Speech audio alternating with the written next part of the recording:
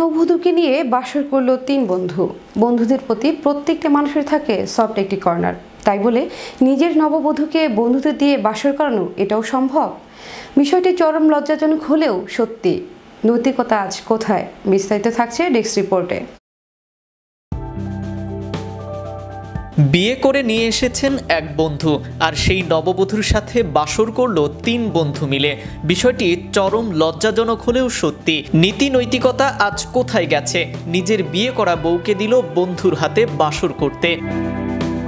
প্রতিশ্রুতি রক্ষায় বাসর ঘরে ঢুকে বরের সহযোগিতায় নিজের স্ত্রী নববধূকে পালাক্রমে ধর্ষণের অভিযোগ উঠেছে 3 বন্ধুর বিরুদ্ধে।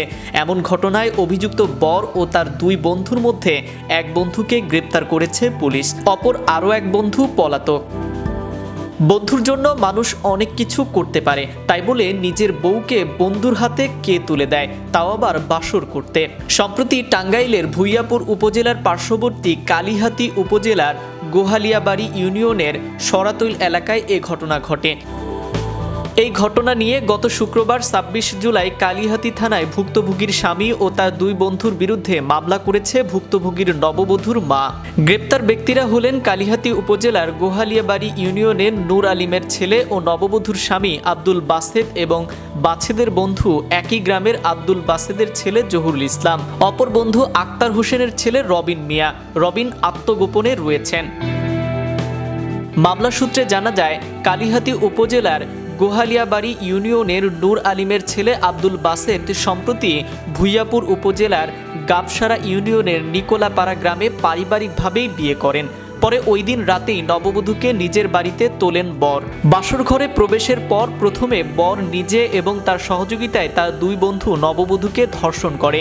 এরপর ভূঁইয়াপুর উপজেলায় গাবসারা ইউনিয়নের নিকোলাপাড়া গ্রামে মেয়ের বাবার বাড়িতে বিয়ের ফিরে নিতে গিয়ে ভুক্তভোগী নববধূ এ বিষয়ে খোলাসা করেন।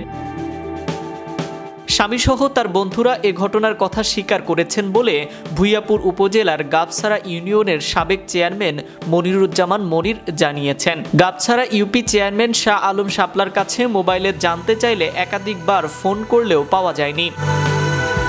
এ বিষয়ে কালিহাতী থানার অফিসার ইনচার্জ মোহাম্মদ কামরুল ফারুক জানান, ভুক্তভোগীর মা বাদী হয়ে থানায় মামলা দায়েরের পর গত শুক্রবার অভিযুক্ত নববধূর স্বামী বাসেদ এবং তার এক বন্ধুকে টাঙ্গাইল আদালতে পাঠানো হয়েছে। অপর বন্ধুকে গ্রেপ্তারে পুলিশি অভিযান চলছে। এ ঘটনায় নববধূর শারীরিক পরীক্ষার জন্য টাঙ্গাইলের জেনারেল হাসপাতালে পাঠানো হয়েছে। দেশে আসলে ঘটছেটা কি? কেউ অন্যের বউকে নিয়ে পালাচ্ছে, আবার কেউ নিজের বউকে অন্যের হাতে তুলে দিচ্ছে। নীতি নৈতিকতা আজ কোথায় গেছে? নাইম আহমেদ, চ্যানেল ইউরোপ, বিনোদন ডেস্ক।